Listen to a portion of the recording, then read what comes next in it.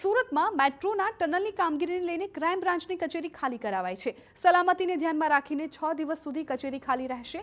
Crime બ્રાન્ચની કચેરીની નીચેની પસાર થઈ રહી છે ટનલ। ડીસીપી સહિત 300 કર્મચારીઓના સ્ટાફનું સ્થળાંતર કરાયું। કચેરીના અધિકારીઓ અન્ય ઝોનમાં ફરજ બજાવશે। સાવચેતીના રૂપે કચેરીમાં લોખંડની ગડર અને ટેકા મારવામાં આવ્યા। મેટ્રોના કામને લીધે અગાઉ 4 બિલ્ડિંગ ખાલી કરાવાઈ હતી।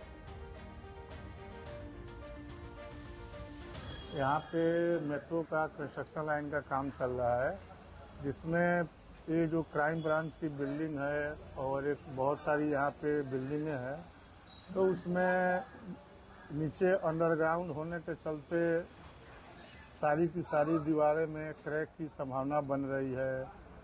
उसके लिए अपना ब्रेकर से ग्राउटिंग होल गिरा करके ये हर 1 मीटर पे ग्राउटिंग किया जा रहा है।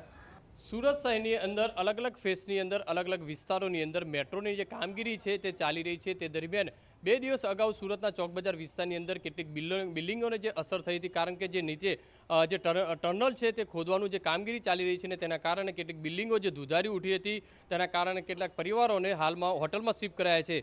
ત્યારે બીજી બાજુ જે સુરત ક્રાઇમ બ્રાન્ચ છે તેના નીચેથી પણ જે રીતે ટનલ જે પસાર થવાની છે ને તેને ધ્યાનમાં રાખીને સુરત ક્રાઇમ બ્રાન્ચને પણ અત્યારે જે ખાલી કરવા માટેની જે સૂચના આપી દીધી છે ને અત્યારે દ્રશ્યો જોઈ શકાય છે કે આ સુરત ક્રાઇમ બ્રાન્ચની જે ઓફિસ છે તે પણ જે ખાલી કરવામાં આવી છે અને તમામ જે ટીમ છે તે અલગ અલગ ઝોનની અંદર વહેંચવામાં આવી છે, અલગ અલગ વિસ્તારોની અંદર બેસશે।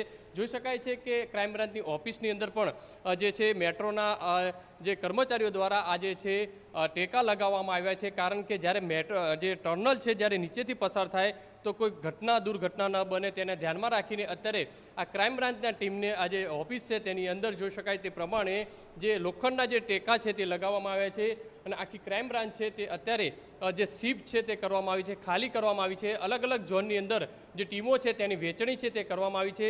અધિકારીઓ છે તે અલગ અલગ પોલીસ સ્ટેશનની અંદર 7 થી 8 દિવસ ટેમ્પરરી છે તે બેસશે। અત્યારે દ્રશ્યોની અંદર જોઈ શકાય છે કે મેટ્રો દ્વારા આ તમામ જે છે જે ટેકા છે અહીંયા લગાવવામાં આવ્યા છે, કારણ કે કોઈ જ્યારે ટનલ છે નીચેથી પસાર થતી હોય ત્યારે કોઈ દુર્ઘટના ન બને, કારણ કે 200થી વધુ જે છે સુરત ક્રાઇમ બ્રાન્ચની અંદર કર્મચારીઓ છે તે ફરજ બજાવે છે, તેમને જીવના જોખમ ન થાય તેને ધ્યાનમાં રાખીને હાલમાં સુરત ક્રાઇમ બ્રાન્ચની જે છે ઓફિસ છે તે ખાલી કરાઈ છે અને જે અલગ અલગ પોલીસ સ્ટેશનો ઝોન વાઇઝ છે તેમને બેસવા માટેની જે સૂચના છે તે પણ કરવામાં આવી।